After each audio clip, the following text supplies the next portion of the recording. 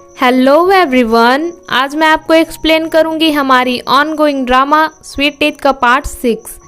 अगर आपने इस ड्रामा का बाकी पार्ट्स नहीं देखा है तो नीचे डिस्क्रिप्शन बॉक्स और कमेंट सेक्शन में लिंक दिया हुआ है ताकि आपको इस ड्रामे की स्टोरी समझने में कोई परेशानी ना हो। तो चलिए ड्रामे की एक्सप्लेनेशन स्टार्ट करते हैं। पार्ट 6 की शुरुआत में हम देखते हैं कि जिंग और ज़ैंगली एक दूसरे से मिलते हैं। तो जिंग कहता है, क्या तुम यहाँ ब्लाइंड डेट में आई हो? पर ज़ैंगली मना करते हुए कहती है कि मेरी मॉम ने बिना पूछे मेरी ब्लाइंड डेट फिक्स कर दी है, इसीलिए मुझे ना चाहते हुए भी यहाँ आना पड़ा। और ज़ैंगली ये भी बताती है कि डिनर के बाद वो मूवी देखने भी जाएंगे। तो फिर जिंग अपनी टेबल पर आकर डिनर करते हुए चेन से कहता है, क्या आज हम डिनर करने के बाद मूवी देखने चलें? जिसके लिए चेन भी मान जाता है और फिर ऑनलाइन ज़ैंगली की बगल वाली सीट बुक कर देता है। जिसके बाद ज़ैंगली अपने ब्लाइंड डेट के साथ मूवी देखने गई हुई होती है। वहाँ जिंग और चैन भी उनके पास आते हैं। ज़ैंगली का ब्लाइंड डेट उसके लिए स्नैक्स खरीदता है तो जिंग कहता है, मैं इसके पैसे दे देता हूँ। जिसके बाद दोनों ही बिल पे करने लगते हैं। जिंग कैश पेमेंट करने लगता है और ज़ैंगली का ब्लाइंड डेट ऑनलाइन पेमेंट।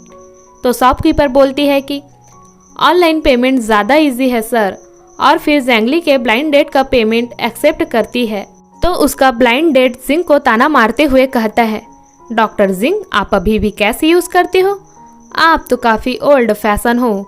और फिर यही से दोनों की कोल्ड वार स्टार्ट हो जाती है। जिसके बाद सभी मूवी देखने लगते हैं, पर जिंग का ध्यान तो ज़ैंगली की तरफ ही होता है, जिसे चेन भी देखता है और समझ जाता है कि डॉक्टर जिंग ज़ैंगली को पसंद करते हैं।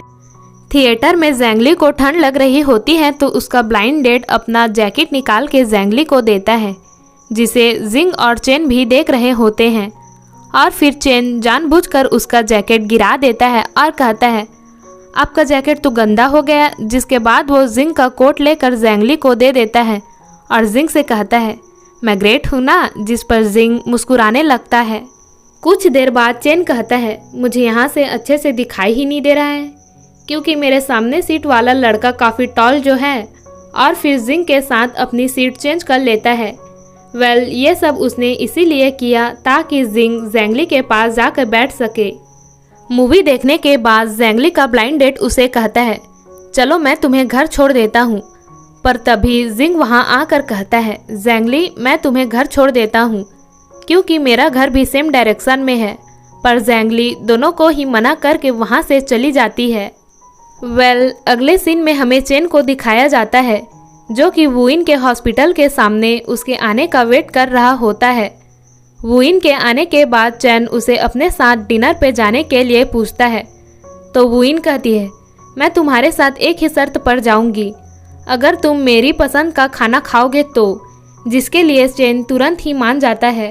पर वुइन का पसंद का खाना देख चैन का फेस तो देखने ही लायक होता है। तो वुइन कहती है, मैंने तुम्हें पहले ही कहा था ना कि मेरे साथ डिनर पे मत आओ। तभी वहाँ वही लड़की अपने फ्रेंड्स के साथ आती है जिसने चेन को डेट में जाने के लिए पूछा था, और चेन को देखकर उसके पास चली जाती है और फिर कहती है, क्या मैं तुम्हारे साथ यहाँ बैठकर खाना खा सकती हूँ? पर चेन उसे मना करते हुए कहता है, हम अगली बार खाएंगे। जिसके बाद वो लड़की वहाँ से चली जाती है। उसके जाने के बाद वुइन कहती है, आई थिंक वो लड़की तुम्हें पसंद करती है। पर चेन कहता है, मैं उसे नहीं सिर्फ तुम्हें पसंद करता हूँ। तो फिर वुइन कहती है, तुमने तो डायरेक्टली ही मुझे प्रपोज कर दिया। और मना करते हुए कहती है, मैं तुमसे 6 साल बड़ी हूँ, हमारा कोई मैच नहीं है। तो चेन कहता है, मैं तुम्हारे लिए इंतज़ार करूँगा। अगले सीन में ज़ैंगली अकेले चलते हुए अपने घर जा रही होती है तो उसे जिंग देख लेता है और फिर कहता है, चलो मैं तुम्हें तुम्हारे घर तक छोड़ देता हूँ। जिसके लिए ज़ैंगली भी मान जाती है। पर ज़ैंगली को काफ़ी भूख लग रही होती है तो जिंग उसे नूडल्स खिलाने के लिए ले जाता है। नूडल्स खाते हुए ज़ैंगली पूछती है, क्या आप वीचैट यूज़ नहीं करते? तो जिंग कहता है, हाँ, मैं वीचैट यूज़ नहीं करता क्योंकि मेरी लाइफ बहुत ही सिंपल है। और फिर ज़ैंगली को अपना वीचैट अकाउंट बनाने के लिए कहता है। तो ज़ैंगली जिंग का फ़ोन लेकर उसका वीचैट अकाउंट बना देती है। पर प्रोफाइल पिक्चर के लिए जिंग के पास पिक नहीं होते तो ज़ैंगली पीछे से जिंग को आवाज़ देती है और उसके पीछे पलटने पर पिक क्लिक कर देती है ताकि उसे जिंग के प्रोफाइल पिक में लगा सके। अगले सीन में ई हावरान से कॉल में बात कर रही होती है और उससे कहती है उस लड़के ने मेरे मैसेज का रिप्लाई ही नहीं किया। तो हावरान कहता है तुम मुझे परेशान करना बंद करो क्योंकि मैं अपना टारगेट सेट कर रहा हूँ। यहाँ पर टारगेट का मतलब लड़की है क्योंकि हावरान एक प्ले बॉय टाइप का लड़का है। उसकी बातें सुन के ई कहती है तुम वहाँ लड़की सेट करो, वो इन अपने काम में बिजी रहती है और जल्द ही ज़ैंगली और डॉक्टर जिंग भी साथ होने वाले हैं, फिर मैं क्या करूँ। और ऐसा कह के फ़ोन कट कर देती है। तो हावरान कहता है क्या डॉक्टर जिंग और ज़ैंगली, जिसके बाद वो सीधा ज़ैंगली के घर जाता है जहाँ जिंग ज़ैंगली को छोड़ने आया होता है। हावरान जिंग को बड़ी अजीब नज़रों से देख ज़ैंगली का हाथ पकड़ के अपने साथ ले जाता है और फिर उससे बहुत सारे सवाल पूछने लगता है। तो ज़ैंगली हावरान से पूछती है तुम डॉक्टर जिंग को कैसे जानते हो। तो हावरान उसे बताता है कि हम लोग सेम क्लास में ही थे और हावरान जिंग से हेट करता है क्योंकि जिंग अपने स्कूल में काफ़ी फेमस था, जिसकी वजह से कोई भी लड़की हावरान को भाव नहीं देती थी, इसीलिए हावरान आज भी उससे नफरत करता है। फिर दोनों भाई बहन थोड़ी देर बात करते हैं और फिर हावरान वहाँ से चला जाता है। रात में ज़ैंगली अपनी बुक लिखने लगती है और फिर कहती है कि थैंक गॉड ये फाइनली पूरी हो ही गई।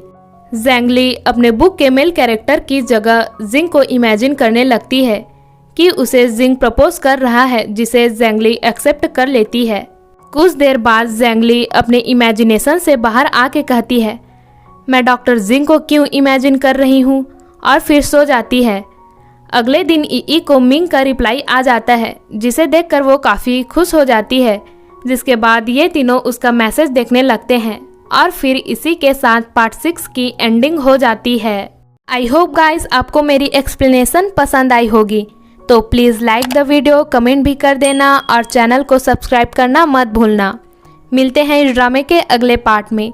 Thank you for watching.